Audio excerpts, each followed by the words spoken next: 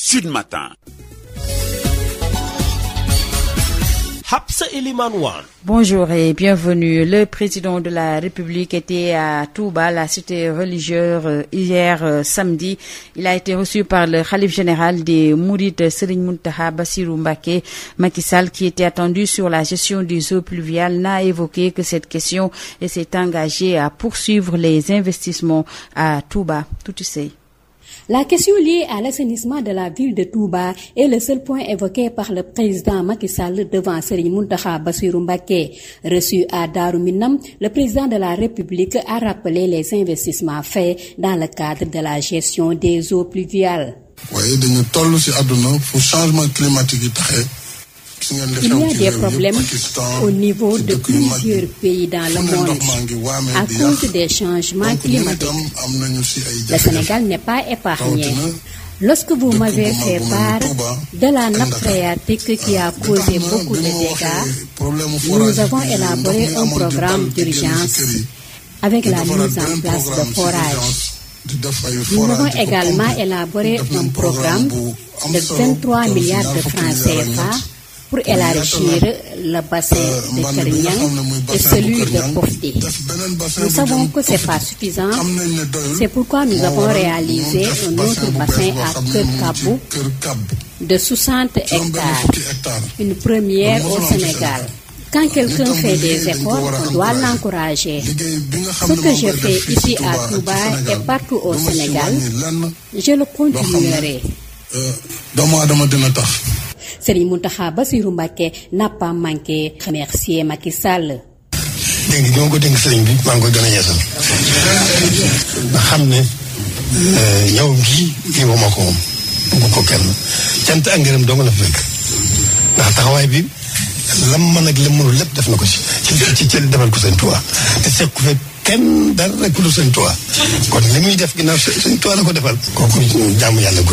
Le président de la République a aussi évoqué les 4 nouveaux forages réalisés à Touba. La dernière étape de la visite a été les ziyares au niveau de la grande mosquée de Touba. Nous parlons toujours du Magal de Touba, notamment les préparatifs avec 3 personnes qui ont perdu la vie ce samedi sur le tronçon de l'autoroute reliant Khombol à Bambey après le renversement du véhicule de transport. Ce véhicule a fait plusieurs tonneaux avant de se renverser sur le bas-côté de l'autoroute à hauteur de Bambey. C'était en partance pour Touba, la cité religieuse qui prépare activement le Magal 2022. Sud FM, l'info, c'est ici. Parlons de politique à présent, notamment de l'installation de la 14e législature le 12 septembre. Comprenez demain lundi, Barthélémy Diaz, maire de Dakar et potentiel candidat à la présidence de l'Assemblée nationale, fait face à la presse cet après-midi au siège de Tahaou, Sénégal. L'autre candidat pour succéder à Moustapha Niasse au perchoir est également membre de l'intercoalition Wallu-Yéwi, en l'occurrence Ahmed Aïdara, a officialisé sa candidature ce samedi. Le maire de Guédiawaye s'engage à défendre les intérêts exclusifs du peuple sénégalais à travers une note publiée ce samedi. La polémique ne s'estompe pas après la décision du député Pape Diop de rejoindre le groupe parlementaire de Benno Bokk Yakaar. La jeunesse Bokk Gis Gis se dresse contre les détracteurs de leur leader.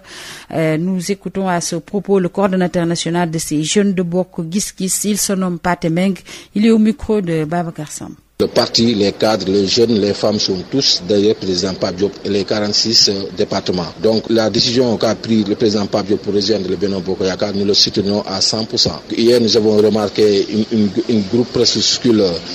qui fustigeait le président Pape Diop pour dire que cette décision-là n'engage que le président, pour leur montrer que ce qu'ils disent, c'est pas vrai. C'est eux qui ne sont plus au sein du parti. Parmi eux, il y a certains qui ont quitté le parti depuis les élections locales. Comme Djaraf, il a quitté le parti depuis les élections locales. Donc ça restait que Maître Diaw. Tous ceux qui étaient lors de ces réunions, ils ne sont pas de Bokk Gis Gis. Donc Mamadou Lamine Diallo n'est pas de Bokk Gis Gis. Donc il est venu lui pour déstabiliser le Bokk Gis Gis. Donc la décision qu'a pris le président Pape Diop pour soutenir la coalition Benno Bokk Yakaar, c'est là qu'il est fort mal. Ces gens-là, ils ont été reçus par Aïda Mbodj, la députée Aïda Mbodj, pour ils ont même dit il va les amener voir Sonko pour qu'ils rejoignent le PASTEF. Donc eux, il les a armés pour déstabiliser Pape Diop pour montrer aussi, président Sall, Pape Diop vous a rejoint, c'est lui ce qui est venu, les gens de Bokobis ne sont pas venus. Alors que ça c'est archi faux. Donc nous soutenons Pape Diop, les cadres, les jeunes, toutes les fédérations du Sénégal diaspora soutiennent Pape Diop de cette décision-là, le fait que de rejoindre cette coalition. C'était donc le porte-parole, le coordonnateur national des jeunes de Bokobis, Pat Meng. Et nous parlons toujours de politique avec ces querelles intestines au sein de l'APR de Diourbel. L'ancien chef de la cellule juridique de l'ONFP, responsable APR, accuse le directeur général de l'avoir rétrogradé pour avoir soutenu la candidature du ministre Dame Diop au poste de maire de Diourbel aux dernières locales. Abdou Ndiaye dénonce un usage de faux index. Le docteur Soumaré Abdou Ndiaye réagit au micro de Adam Ndiaye. J'ai voulu organiser un meeting pour investir le ministre Dame Diop comme candidat de Benno Bokk Yakaar à la mairie de Diourbel le 9 octobre 2021. Ainsi, j'avais décidé de prendre un congé de 24 jours à partir du 1er octobre pour les besoins de l'organisation. Entre-temps, Dr Soumaré a semblé vouloir marquer de sa présence lors du meeting en voyant sa photo trôner dans les affiches et prendre en charge le budget du meeting, ce que j'ai acquiescé. Mais une semaine avant le meeting, Dr Soumaré me demanda d'annuler le meeting car le ministre Dame Diop et lui devraient accompagner le président à Dubaï. Ce qui est archi faux. Nonobstant, j'avais décidé de maintenir la manifestation qui a été d'une réussite incommensurable sous la présence effective du ministre Dame Diop, ce qui n'a pas plu au DG de l'ONFP. De ce fait, dès ma première semaine de reprise de congé, il me sert une demande d'explication sous prétexte que je me suis absenté le vendredi 29 octobre 2021. Toujours dans cette volonté de nuire, le 19 novembre 2021, Dr Soumaré décide de me rétrograder et me nommant agent administratif à la DAF en me privant du coup 150 000 d'indemnités de fonction et 100 litres de carburant. Le 22 novembre 2021, le nouvel agent administratif à la DAF que je suis pointe l'irrégularité de la procédure en montrant que les motifs de la demande d'explication, absence le vendredi 29 octobre et l'avertissement, absence de 15h à 17h le vendredi 29 octobre sont différents. En outre, en droit, il y a la règle non bis in idem, c'est-à-dire qu'une faute ne peut pas être sanctionnée deux fois, à supposer même qu'il y ait une faute. Mieux encore que la rétrogradation n'existe pas dans l'échelle des sanctions en droit social sénégalais. Sachant dès lors qu'il a emprunté une fausse piste, le DG Soumaré prend une nouvelle décision le 22 novembre 2021. Cette fois-ci, Dr Soumaré fait du faux et usage de faux en écriture publique. Combler le tout, le 29 août 2022, Dr Souleymane Soumaré me notifie ma remise à la disposition de la direction des ressources humaines du ministère de la formation professionnelle et me délivra en même temps un certificat de cessation de service le même jour. Je considère que cette procédure est biaisée car j'avais fait une suspension d'engagement avec la fonction publique où je ne percevais plus aucune rémunération ou avancement. D'ailleurs, j'étais tenu de renouveler la suspension d'engagement chaque année sous peine d'être considéré comme démissionnaire, obligation que j'ai accomplie le 29 juin 2022. Par voie de conséquent, la décision unilatérale du DG Soumaré de me faire retourner dans mon ministère d'origine est d'une irrégularité grotesque. Ceci de par son caractère rocambolesque et inhumain mérite qu'on interroge le président de la République, les décideurs et responsables du parti. Car si les stations occupées par les uns et les autres servent à écraser les propres frères de parti, alors il y a problème. On politise un instrument pour combattre quelqu'un qui a voulu participer à l'élection de son ministre et par ailleurs coordonnateur de Benno Bokk Yakaar. C'était Abdou Ndiaye, l'ancien chef de la cellule juridique de l'ONFP, contacté par notre correspondant, le directeur général de l'Office national pour la formation professionnelle. Dr Souleymane Soumaré n'a pas souhaité se prononcer après ces accusations de Abdou Ndiaye, je le rappelle, est l'ancien chef de la cellule juridique de l'ONFP à Kaolack. La coalition des organisations en synergie pour la défense de l'éducation publique alerte relativement à la prochaine rentrée scolaire. La COSYDEP alerte au moment où toute l'actualité est focalisée sur la politique. Mamoudou Camara. La coalition des organisations en synergie pour la défense de l'éducation publique a initié une journée de réflexion pour préparer la prochaine rentrée scolaire 2022-2023. Boubacar Dieng, le coordonnateur de la COSYDEP à Kaolack, pense que toute l'actualité est focalisée sur l'installation des députés à l'Assemblée nationale et la nomination des membres du gouvernement. Boubacar Dieng. On est au mois de septembre et qui dit le mois de septembre dit la fin des vacances. Bientôt, on va regagner les classes. Mais ce qu'on constate, c'est que les esprits sont tournés plus vers la politique, plus vers la formation du gouvernement, le bureau de l'Assemblée, les inondations. Presque personne ne parle de la préparation de la rentrée des classes. Une année scolaire se prépare pendant les vacances. La COSYDEP avait initié un programme qui s'appelle Nos vacances pour l'école. C'est-à-dire qu'on doit mettre à profit les 3 ou 2 mois de vacances pour réfléchir sur les obstacles, quels sont les problèmes auxquels l'école est confrontée, quels sont les les solutions également à apporter. Mais malheureusement, le constat est que pendant les vacances, les gens s'adonnent à d'autres activités. Présentement, c'est la politique qui domine l'actualité, c'est la politique qui occupe les plateaux de télévision, c'est la politique qui occupe les pensées des Sénégalais d'une manière générale. Alors qu'on devait réfléchir sur la rentrée prochaine. Nous avons vécu une année scolaire de crise qui s'est terminée, alhamdoulilah, par un accord qui a été mis en œuvre. Maintenant, la consolidation de cette mise en œuvre, on devait réfléchir. La résorption des abris provisoires, on devait réfléchir. La NACIM a annoncé des plus jusqu'au mois d'octobre. 90% de nos écoles, c'est des écoles rurales qui sont dans des zones rurales. Donc, il y a beaucoup d'abris provisoires. Ces abris-là, comment les enfants vont y apprendre quand il pleut? Il y a beaucoup de sujets sur lesquels l'école devrait se pencher. Une rentrée académique se prépare pendant les vacances, a-t-il dit. Il invite l'État, les autorités académiques ainsi que la communauté éducative à prendre les devants pour éviter des manquements sur le démarrage effectif des enseignements-apprentissages. Kaoulak, Mamadou Kamara, Sud FM. La saison des pluies va coïncider avec la rentrée scolaire. L'État doit réfléchir sur les questions des abris provisoires et en même temps travailler de concert avec les acteurs de l'éducation pour une année scolaire 2022-2023 sans perturbation. Intime conviction du coordonnateur régional de la COSIDEP à Kaolack, Boubacar Dieng, qui réagit au micro de Mamadou Kamara. Il y aura un chamboulement parce qu'avant que le cabinet du ministre s'installe, ça va prendre du temps et cette année scolaire risque d'être une année scolaire perturbée, pas par des grèves, mais du point de vue administratif, du point de vue organisationnel. Il y aura des raménagements qui seront faits et ça, peut-être, ça peut porter un coup à l'école. Ce que nous proposons, c'est que le peu de jours qui nous restent d'ici la rentrée, que l'État convoque les structures qui ont été mises en place, les structures de pilotage, de dialogue, pour discuter, réfléchir sur comment consolider le climat social. Deuxièmement, c'est anticiper sur les abris provisoires ou bien faire des actions par rapport aux abris provisoires parce que ce qui est sûr c'est que le début de l'année scolaire coïncidera avec la période des pluies et ce sera très difficile pour les enfants de fréquenter des abris provisoires. Donc essayez de réfléchir, ne serait-ce que pour chaque école, réfléchir sur quelle solution locale adopter par rapport à cette menace de pluie durant la période d'ouverture. Sud International. Les autorités maliennes de transition exigent que la Côte d'Ivoire extrade les personnalités politiques maliennes qui ont trouvé refuge à Abidjan. C'est une condition pour la libération des militaires ivoiriens arrêtés le 10 juillet dernier et toujours détenus. Cela fait plusieurs semaines que RFI a révélé cette exigence à Bamako, mais elle n'avait jamais été assumée publiquement. Ce 11 septembre, ce dimanche donc, va marquer les 21 ans des attentats du 11 septembre, attentats qui ont coûté la vie à près de 3000 Américains. À cette occasion, le président Joe Biden va prononcer un discours depuis le Pentagone où un avion s'était écrasé. Sa femme Jill Biden va se rendre à Shanksville et la vice-présidente Kamala Harris va participer à une cérémonie à New York. Et enfin, un Palestinien blessé il y a 5 jours par des tirs de l'armée israélienne lors d'affrontements à Jenin en Cisjordanie occupée a succombé à ses blessures. C'est ce qu'a annoncé ce dimanche le ministère palestinien de la Santé. Il est 7h dans nos studios. Merci d'avoir suivi la version française de Sud Matin. Tout de suite, la version Wolof, c'est avec Abdoulaye Diop, déjà en studio.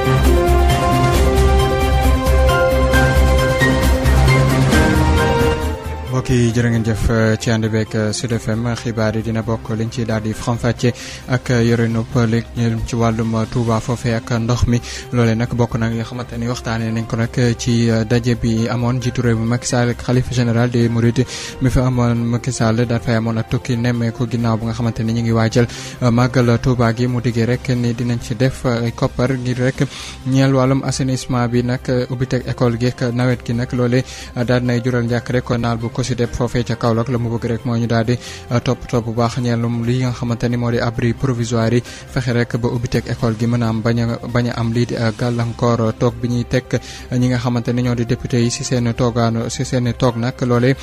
toogaay fa nga xamante ni mooy siège yi kon loolee fukki fan ak ñaar ni ëllëg kon la ñu koy amal ba tax na nag ku nekk bëgg samp ndëndam bëgg a jiite boobule pencum ndaw réew mi Barthélémy Dias buñ koy njortal nag dina jënook taskatu xibaar yi mu yemook jamono yoo xamante ne Ahmed Aïdara moom it daan nay officialisé lii di candidature am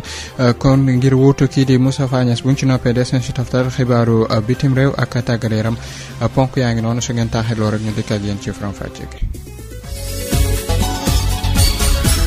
Abdoulaye Diop. ci kàddu gi Assane Thioune moo nekk ci xarala gi ñu leen di wax asalaamaaleykum wa rahmatullah xibaar yi ñu daal di koy door ak njiitu réew mi Macky Sall yamal ak tukki nemmeeku ni mu koy defee at bu jot bu ñuy waajal lii di màggal Touba mu dem seeti woon kon xalifa général ba Serigne Mountakha Bassirou Mbacké nag daal di koy dalal moom njiitu réew mi Macky Sall ca waxtaan ba ñu daal di sekk nag daal di xamle ni lu jëm ci yenn rek inondation ak ndox mi sell ba nag bokk na ca lañ ci doon waxtaanee moom sax nee na nag dëggu na rek ngir wéyal lépp lu jëm ci wàllum investissement di koppariñ fay dugal foofee ca Touba ngir mu mën a am assainissement bu mucc ayib tuuti say ci nettali gi. lu jëm ci wàllu assainissement ci biir Touba mooy benn poñ bi nga xam ni président Macky Sall daanaka moom la yëkkati ci kanamu Serigne Mountakha Bassirou mi nga xam ni dalaloon na ko ci samedi ji fi nga xam ni moom mooy Daaru Minam président de la République fàttali investissement yi nga xam ni def nañ ko jëmale ko ci wàllu gestion des eaux. waaye dañu toll ci àdduna fu changement climatique yi taxee ci ngeen li xew ci réew yëpp Pakistan ci dëkk yu mag bi fu ne ndox maa ngi waame di yàq. donc ñun itam am nañu ci ay jafe-jafe rawatina dëkk bu mag bu mel ni Touba ak Ndakaaru ba tax na bi ma waxee problème forage ndox mi amoon di bal di génn ci kër yi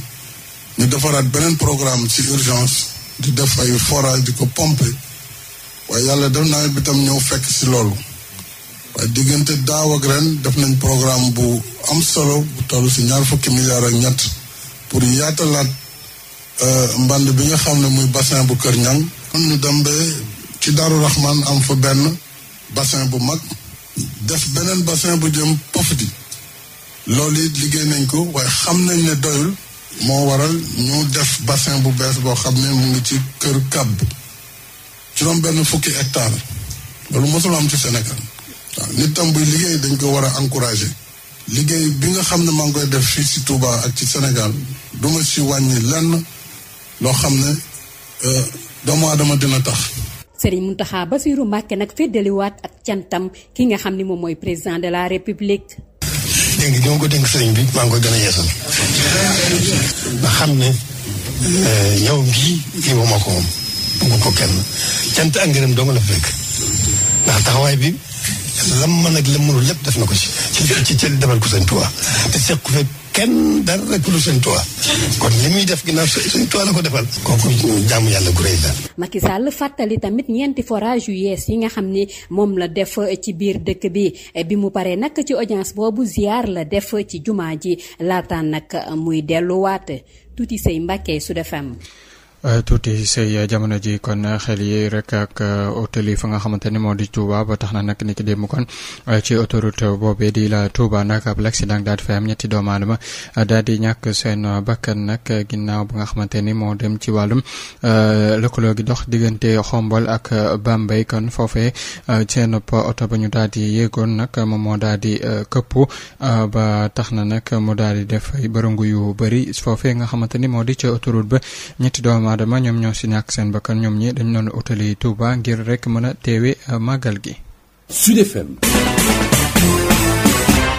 ni nga xamee ni kel kon Sénégal di xaar rek ñu daal di teg si tooga ni ñi nga xamante ne ñoo di député yu ñu faloon fanweeri fan ak benn ci weeru sulet bu ñu génn kon ñu war a nekk ci fukk ak ñeenteelu législature bi ni kel ak Barthélémy Dias maire bu Ndakaaru moom it bëgg na samp ndëndëm am yéene kon lii di jiite président bu assemblée nationale nag dina si janook taskatu xibaar yi ni ki tey kon ci ngoon gi kon foofee nga xamante ni moo di sa mankaanu taxaw Sénégal keneen koo xamante ni samp na ndëndëm ngir wutu kii di Moustapha Niasse ca rek pencum ndaw réew ma moo di rek bokkee ci coalition boobu di intercoalition bi di maire bu Guédiawaye di député moom it di Ahmed Aïdara mu daal di rek fësal kon officialisé lii di sampum ndëndëm samedi bi maire bu Guédiawaye nag la mu daal di dëggu rek mooy ne dina fexe rek ba lépp lu nga xamante ni intérêt di rek lu yitteel askanu Sénégal dina fexe rek ba bay ca waaram bés bu ñu ko daal di tabbe lii di président assemblée nationale mu yemook jamono yoo xamante ni nag coow li ba léegi mu réegul rek ci ginnaaw bu nga xamante ni député bi di Pape Diop bokkee ci coalition Bokk Gis-Gis Liggéey jël na daal di dogal rek daal di fekk groupe parlementaire Benno Bokk Yaakaar ndaw Bokk Gis-Gis yi nag ñoom daal nañuy taxaw rek ngir rek lépp lu nga xamante ni ay xeer la ñu jëmee ko ci seen njiit googee nag ñu daal di koy fàggu ñoom nag la ñuy daal di ñaawlu rek ñu ne benn groupe bu néew rek ñoom ñi nga xamante ni sax la ñu bëgg mënuñu ko xam ñoom ñoo bëgg rek daal di fexe ba gàkkal rek seen derub parti ñoom nag ñu daal di tuumal responsable opposition bi nag ni ñoom ñooy def li ni mel ndaw Bokk Gis-Gis yooyu nag daan nañ ci janook taskatu xibaar yi ni ki démb ci aseer ki ngir rek fexe sa fasalaat seen jàppale ak seen dëggu ci ki nga xamante ni moo di ginnaaw Pape Diop Pathé Mbeng moom mooy coordonnateur national ndaw Bokk Gis-Gis yi ñu déglu ko ak Babacar Samb. kóllëre si président Pape Diop tey ñu doon daje woon pour indiwaat suñu soutien suñu kóllëre si président Pape Diop donc décision boobu mu jël gunge président Macky Sall si assemblée nationale yokk ko député ñun ànd nañ si muy ndaw ñi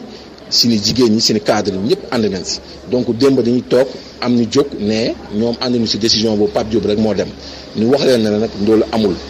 ku mel ni Mamadou Lamine Diallo ak Aïda Mbodj mu recevoir ñooñu pour jël suñu Bokk Gis-Gis xaaj ko te loolu nekk na loo xamante ne mënul nekk parce que Bokk Gis-Gis ñëpp ñu fa nekk tey dañoo ànd ak président Pape Diop si décision boobu donc ñooñu Aïda Mbodj moo leen recevoir Mamadou Lamine Diallo recevoir na leen donc ñun dem nañ ba am information sax ñoom Aïda Mbodj dina leen yóbbu si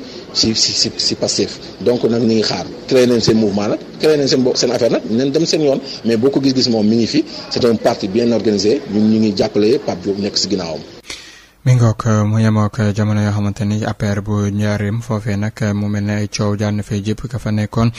ki yoroon wàllum cellule juridique bu ONFP nag di ak nekkit responsable mooy tuumal directeur général bu bànqaas boobee ñor wàllum formation professionnelle ne rek da ko delloo ginnaaw ci wàllum ndombal tànk ndax dafa jàppal tànk sampum ndëndub ministre bi di Dame Diop lém rek ci wàllum maire bu Njaareem ci élection locale yi ñu daal di génn moom Abdou Ndiaye nag la mu ñaawlu rek moo di usage de faux bu ñuy jëfandikoo ba tax na rek mu daal ci joxoñ baaraamu tuuma docteur Soumaré mu daal ci woo njiitu réew Macky Sall ci yoru nupp directeur général boobu Abdou Ndiaye daan na ci janook taskatu xibaar yi ñu déglu ko ci micro Adama Ndiaye. docteur Soumaré lii muy def yëpp sabab bi mooy nekkul lenn lu xeex le ministre Dame Diop ndax meeting bi nga xamante ne moom laa organisé pour investir le ministre Dame Diop moo tax mu wàcce ma te docteur Soumaré yamul ci loolu ndax ci biir élection locale yi am na ku ñuy tudde Aboubacry Sidibé docteur Souleymane Soumaré defoon na ko nu mel nii te da ko moom professeur la woon mu jël ko defaloo ko détachement bi waa ji di disponibilité bi nga xamante ne le ministre Dame Diop dafa ñëw seen koñ ci benn rassemblement waa ji dem fa ba mu fa jógee ci la ko docteur Souleymane Soumaré dàq boo demee ONFP am na koo xam ne mu ngi tudd Alioune Ndiaye ñu koy wax Nixon nekk cousin ministre Dame Diop bi nga xamante ne contrat am jeex na au mois de décembre docteur Souleymane Soumaré dafa bañ renouveler contrat kon docteur Souleymane Soumaré li nga xamante ne moo ko motivé mooy xeex le ministre Dame Diop te au niveau de l'ONFP docteur Soumaré est en train de mettre à genoux cette boîte qui était vraiment une boîte ba nga xamante ne suslaayam ak taxawaayam ci réew mi kenn daawu ko laam-laamee ndax yow mii jamono jee weesu bind nga ko il y a des retards de salaire dem nañ ba le 18 bee passé sans pour autant mu fay salaire ba nga ko bindee da la porte plainte ne li nga wax waxoo dëgg te wax nga dëgg ndax ba nga ko bindee jour boobu lañ fay salaire yi le 18 passé lañ fay salaire yi docteur Soumaré lu mu nekk ONFP ku tourné mu sanctionné la ku tourné mu dàq la ku tourné mu affecté la yóbbu la Matam wala Kédougou docteur Soumaré loolu la fa nekkee docteur Soumaré dem na ba jël ay xale di leen saagaloo Dame Diop li nga xamante ne nag moom moo trahir docteur Soumaré mooy texte boobu mu ngi koy bind 3e paragraphe bi mu see excès dafa wax ne en fait en 2019 le budget exécuté par mon prédécesseur jusqu'en septembre était de 25% de la CFCE te xale ba ko bind waxuma laa nekk directeur ONFP waaye kooku contrat sax am nga ko ONFP kon ka bind mbir ma nekkul xale boobu waaye kilifa ga moo ko bind jox ko ki nga xamante ne moom mooy taxaw di saaga ministre am di taxaw di attaquer nit ñi kooku je pense que il mérite pas que parti bi di ko jox moom mooy tànk donc je pense que l'État doit sévir le parti doit sévir pour que docteur Soumaré arrête une bonne fois pour toutes docteur Souleymane Soumaré ce qu'il sait faire c'est sanctionner les gens il fait du n'importe quoi il a au niveau de l'ONFP il y a des gens qui le nomment en moins 2 mois il les dégomme il a eu même à nommer directrice des ressources humaines quelqu'un qui n'a pas le bac ku amul bac mu nommé ko directrice des ressources humaines ça c'est grave l'État doit sévir on ne doit pas laisser joyeux bu mel ni ONFP ci loxo kooku mu koy yàq donc je demande solennellement au président de sévir docteur Soumaré il ne mérite pas d'être reconduit au niveau en fait de l'ONFP suñu natango foofee ca Diourbel di Adama Ndiaye jéem naa jokkoo kon ak jiital ONFP boobu ñu tudd docteur Souleymane Soumaré mu ne jamono ji nag kon bëggugul yi yàbbi ci yooyu lépp tuuma ñu teg ci ndodam ca Kaolack coalition organisation ñeel wàllum aar ak lépp lu jëm ci ak yelleefu jàng mi rek di COSYDEP ñoom nag ñoom daal di rek artu jamono ji ak ci ubbite école gi ñu daal di dudmal ñu jàpp kon juróom-benn fan ci weeru octobre COSYDEP nag ma nga yàlla artu kon ci jamono yoo xamante ni nag li ñuy waxtaanee ci dëkk bi yëpp bokk na ci wàllum politique Mamadou Camara.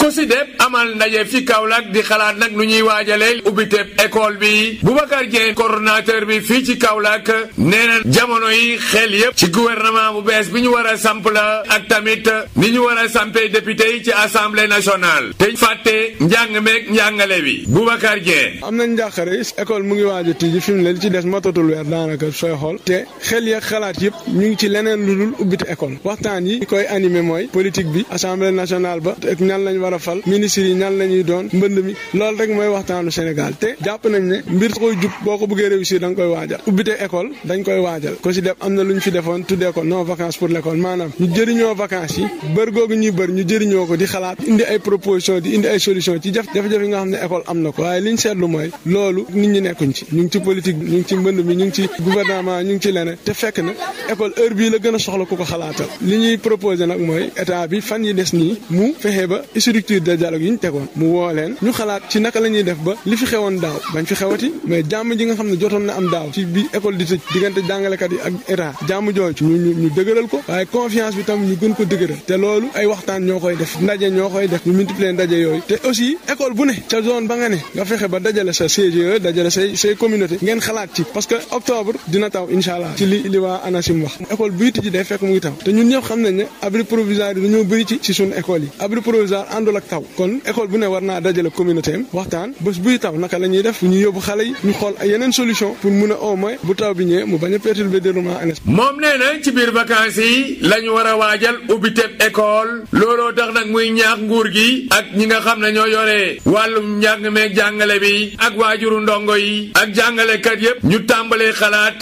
ubbiteb école bi nga xam ne saa su dooree rek xale yi du ñu am benn jafe-jafe ci biir classe yi. Kaolack Mamadou Camara Sud FM. mu ne sax nawet googee kon di yemook ak ubbiteg école gi ba tax na nguur gi war a rek xalaat bàyyi xel bu baax lu ñeel rek abri provisoire di classe nëgëndiku yi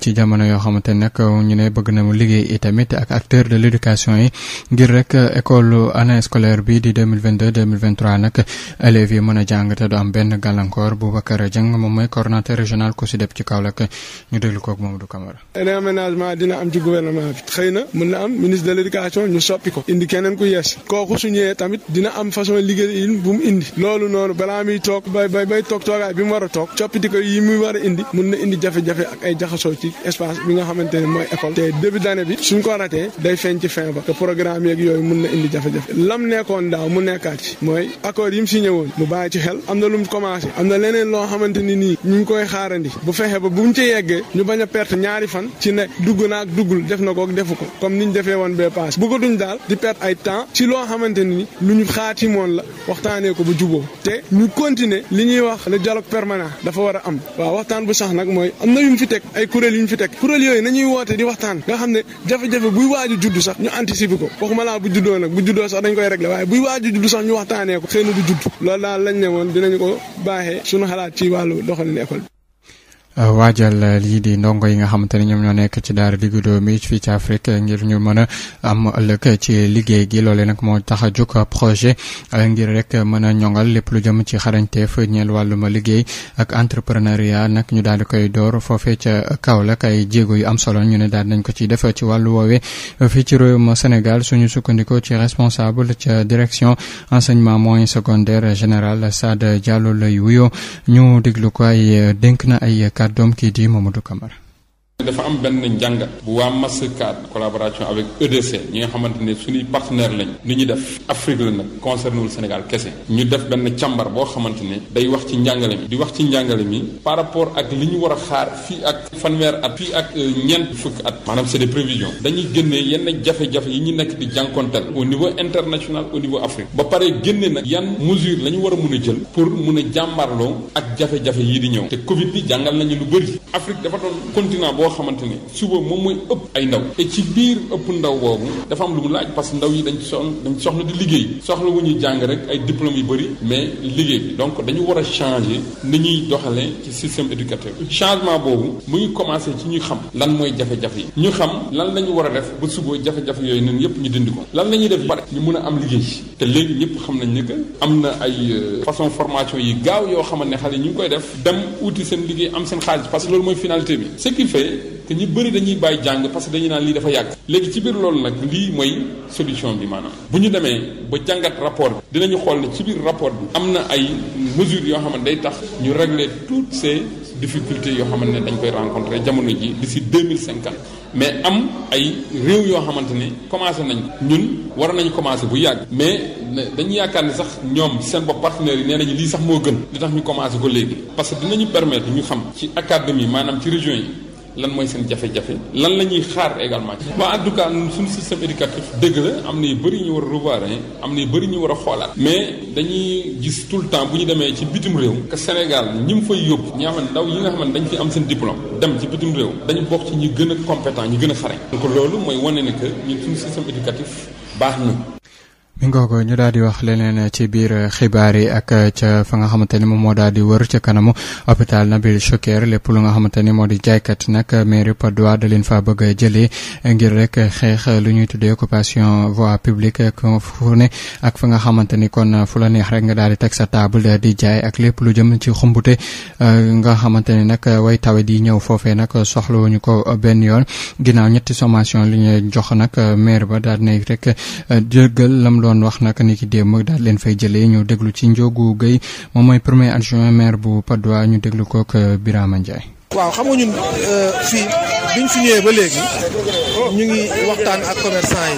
yi fekk nañ leen fii jox nañ leen sommation ñetti yoon yoo xam ne pour ñu dem mais malheureusement demuñu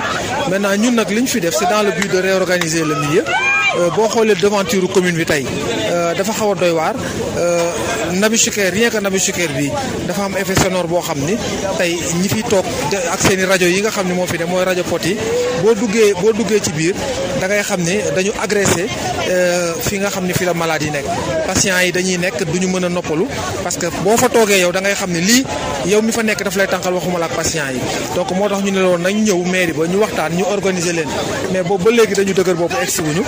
tey nag ñu ñëw il faut que ñu réorganiser ko quand même loolu daal moom mooy bi am ngeen bërëb bi ngi leen di yóbbu non amaguñ ko xalaatoon nañu wetu terrain ci li mais xam nga foofu terrain la bu ñuy réfectionner non du sans réfectionner dañ koy defaraat dañ koy defar tribune ak pelouse tey foofu mënoo fa yóbbu ay jaaykat mais nañu ñëw ñu xool ensemble ñun ak ñoom peut-être am na ay poche mais ñu boole leen ak suñu service technique yi bu ñu ñëwee ba gis fi ñu leen mën a def ñu yóbbuwaat leen foofu il y va de l'intérêt de tout le monde y compris la population tey jii ñoom dañu doon jox ay plaintes yu bari par rapport ak li nga xew désordre bi xew fi donc tey pour man c'est l'occasion pour ñu organiser wu voilà benn yoon. commerçant yooyu nag ak ambulant yeeg tablier yi ñoom nag nee nañu xam nañu bu baax li nga xamante ni mooy yéen ak maire gi waaye nag ñu ne amuñu pexe ba tax nañu ci woo autorités yi ngir rek rawatina maire bu Patte d'Oie mu daal leen di jàppale ñu utal leen feneen fu ñu daal di dem ñu déglu ci Omar Selane moom nag moom moo yoroon seen kàddu ñu déglu kook Birama Ndiaye. ñun barki démb la ñuy jox ñu sommation mais defuñ ci date bi bu ñu war a jógloo daal ñu xëy tey rek nañu da ngeen di jóg. après ñun avant lii toog nañu madame la maire muy Maimouna Dieye bu ñu toogee moom mu jox ñu ay raison nañu dem nañ ngeen organiser wu ngeen déglu ma en attendant ba ma su ma paree dinaa ñu organiser leen pour ngeen mën fii liggéey mais dañoo xëy rek ñu ñëw suñu kaw dal suñu kaw ñun dem ñu ngi janoon suñu bagage yu bëri pour préparer dem màggal ñu bolwaasi li tey dañoo mujj sa bàyyi fu ñu te tey ji la war a dem Touba jaay waaye dañoo mujj bàyyi ko ba xam naa ne santo lii moo tax duñu mën a dem ku ñu jàppale lañu bëgg nag muy rawatina muy madame la maire mi nga xam moom moo fi nekk bees xam nga nit ki bu ñëwee bees moom faa nga jéem a wane sa bopp waaye dañoo bëgg ñu si jàppale fii nii ñu nekk parce que ñu mënuñu dem fenn bàyyi fii nii parce que fii leen ne amaguñ fi ñu jàpp te ñun ay jeunes leen ay ndaw leen dañoo jël suñu marchandise ku nekk yaa ngi jël sa marchandise nga ñëw teg pour nga ji liggéey waaye ñoom ñi nga xamante ñoo ñu ëpp doole nañu organiser jàppale ñu. fii nee nañ dafa jege hôpital beeg yooyu parfois day tànkal malade ak yooyu loolu aussi. loolu yëpp waxtaan nañ si ak ñoom dañu waxoon nañu rajo yi médecin bi nag dañu rajo day déranger ñu ne fay leen rajo yi ñu fay rajo yi avant maire yi Banda Diop moo fi nekkoon bi ñu fi nekk ak moom ñu daan dàqawante mu dem xam ne dàqawante bi mënu continuer mu ñëw toog ñu waxtaan ak ñun place bi côté bi ak côté pont ba na le nañu li ma bëgg rajo yi ngeen di ko fay depuis boobu léegi fii kenn taalatu fi rajo kanaa côté bële ñoo taal rajo mooy côté Grand Yoff ba ñoo taal rajo yi bu ñu ko taal rajo dafa am doole bu ñu ko taalee day dem ba ci hôpital bi léegi nag xam ñoom jàpp nañu fii rek la moo fi nekk jaaykat yi am ñoo xam ne parce que ñu bëri jaaykat yi bi neexu leen waaw léegi ñun ku ñu jàppale su ma madame la maire mu ñuy woo toog bureau mu wax ñu ay kàddu yu leer nañ léegi nag moom lañ bëgg mu jàppale ñu am na sax buñ leen joxoñ wala fu ñu yaakaar non ñun joxuñu ñu fenn yaakaaruñu fenn lu ñuy wax ñoom dañuy defar après dañu leen organiser waat loolu la ñuy wax fexe ba lépp lu nga xamante ni àll bi tàkkale di feu de brousse gi nag ñu daal di koy dakk di lépp lu jëm rek ci aar lépp lu nga xamante ni nag dañ fay mën a daal di béyee suuf si loolee moo daal di tax a jóg rek lii di jeune ndaw yi nga xamante ni ñoom ñoo bokk ci GIE Agro Baydar bu Sénégal nag ñu daal di door ab programme daal di jëmbat garab kon ca fa nga xamante ni moo di Médina Gounass Boubacar Tamba. ci dëkk bu tedd bii di Médina Gounass kuréel bii ñuy duppee Agro Baydar Sénégal door na gaaw gi campagne bu yaatoo yaatu jëmale ko ci jëmbatum garab Mouhamadou Tidiane Diallo mooy président directeur généralu Agro Baydar Sénégal. mais projet bi li ñuy def lu ci ëpp mooy jëmbat garab lu ñuy def lu ci ëpp mooy accompagner amélioration condition production yi ndax ñi mën a am mbéy mi nga xam ne dina changer économie réew mi mais mbéy mi nga xam ne dina dundal waa Sénégal donc ci biir xayma. projet bi xool ni tamit Médina Gounass mu nekk zone boo xam ne li muy jànkonteel ci feu de brousse dafa bëri projet bi mënul intervenir ci dëkk bi di wax waxu mbéy wax waxu environnement ba pare nag doo uti solution pour vraiment xeexu wàllu daay bi donc moo tax ñi andi anacarde bi waaye anacarde bu nu andi du pour xeex daay bi rek parce que bu ñu ko defee ba xeex daay ba pare anacarde bi su màggee ci biir ñaari at dina commencer produire ci biir production boobu noonu ñuy def war na mën a gunge économie Médina Gounass parce que gis nañu xeexu cerno yëpp wàllu mbéy la wàllu li askan bi di dundee en réalité donc te anacarde mu amal ñu njëriñ ci wàllu protection environnement amal ñu njëriñ ci wàllu dund nekk garab boo xam ne mën nañ ci defar aliment de bétail mais nekk garab boo xam ne mën nañ ci defar saabu defar ci diwlin bi nga xam ne mën nañ ko dundee waaye comme ci projet bi dañuy bëgg xaalis bi di des ci population bi donc gabion bi ñuy defar population bi ñoo koy defar ndax xaalis bi des fii nii. Mouhamadou Sow mooy kañ njëkk toftal ci jarafu Médina Gounass. bi ñu waxee ne daal dañuy ñëw fii pour def benn journée pour jàmbat fi ay garab. ñun dañ ci kontaan surtout nag bi ñu ñëwee ñu indaale garab yi ñu indaale ñu chaque année ñun mairie en tant que même bu dul projet bi ñun chaque année dañu organiser pour jëmbat ay garab parce que gam nañu garab li ci nekk. waa Agro Baydar Sénégal fas yéene xar seen tànku tubéy ci juróomi diwaan yi ñuy yëngu ngir askan yi fa yeewoo daal di tàggoog lii nga xamante ni mooy insécurité alimentaire. Boubacar Tamba doon Baw Médina Gounass rajo Sud FM. xibaaru bitim réew. ñi nga xamante ni ñoo di autorité malienne yi di transition bi la ñu bëgg rek moo di Côte d'Ivoire daal di rek delloo leen képp ko nga xamante ni nag kàngam la ci wàllum politique ci diwaan bu Mali nga xamante ni dafa daw làkk foofee ca Abidjan mu nekk kon benn ci ay conditions ngir ñu mën a bàyyi seen militaire ivoirien yooyu ñu daal di teg loxo fukki fan ci weeru sulet bu ñu génn ba léegi kon ñu daal leen teg loxo foofee ay bés a ngi nii nag site bi di RFI daal di xamle woon nag sàkkute fu Bamako boobee waaye nag ba léegi kon ñu ngi koy soog a daal di rek nangu fasal ko ci li ni mel ab doomu palestinien bu amoon ay gaañu juróomi fan mi ngi nii ginnaaw ay soxop armée bu Israël ci ay xeex nag foofee ca Jenin ca Cisjordanie nag nga xamante ni waa Israël ñoo fa daal di toog ñoom nag daal nay kon mujjee ñàkk bakkanam kon ginnaaw gaañu yooyee dimanche kii la ko jëwriñ bi ñu dénk wàllum wér-gu-yaram ca dëkk bi di Palestine daal di xamle nag ay sources sécuritaires foofee ci Jenin daal di xamle nag ni doo palestinien boobu nag bal moo ko daal di laal kon talaata bi ñu génn ci ab opération bu rek bu goon yàq ab kër bu Raïd Azem nag ñoom mi nga xamante ni dañoo jàpp ni moom moo daal di amal congu bi faatoon ñett ci ay doomu Israël juróom-ñaari fan ci weeru avril foofee ca Tel Aviv niki dibéer gi fukki fan ak benn ci weeru sàttumbar ñuy daal di fàttaliku kon lii di ay attentat yi amoon na foofee ca États-Unis kon di rek ay avion yu duggoon kon ci ñaari tuur yi fa gënoon mag di World Trade Center loolee nag ca Pentagone ba tax na nag ñaar fukki at ak benn ginnaaw ci tey nag ñu koy daal di fàttaliku lu ëpp kon ñetti junni doomu États-Unis Amérique kon daal ci ñàkkoon seen bakkan ci loolee ni ki tey ji kon ngeen jàpp ni kii di Joe Biden dina amal ab discours foofee ca Pentagone nga xamante ne ab roppalaan sax dafa daal di daan woon itamit